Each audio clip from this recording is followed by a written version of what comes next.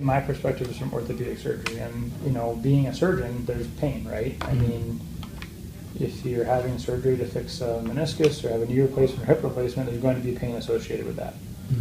So in our business, I mean, pain is part of what we do, and so are narcotics. And I think narcotics are perfectly fine. I mean, right? They're designed for a reason, and if used for the right reasons, they're okay. But the problem is patients who come in with a dependence, right, or an issue before surgery, or patients who come into the clinic and don't need surgery, but they've got a problem, right? And so they've got a simple injury that for you and me, you'd take Tylenol. You know what I mean? But they're requesting narcotics. And then you have patients that develop a dependence after surgery. I think that alternative treatments would be something like, for example, acupuncture or chiropractic or massage therapy, physical therapy. I mean, all of those things are really important in what we do.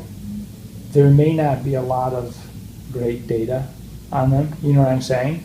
But they don't hurt people, and oftentimes they provide more benefit than harm. So those things are all really important.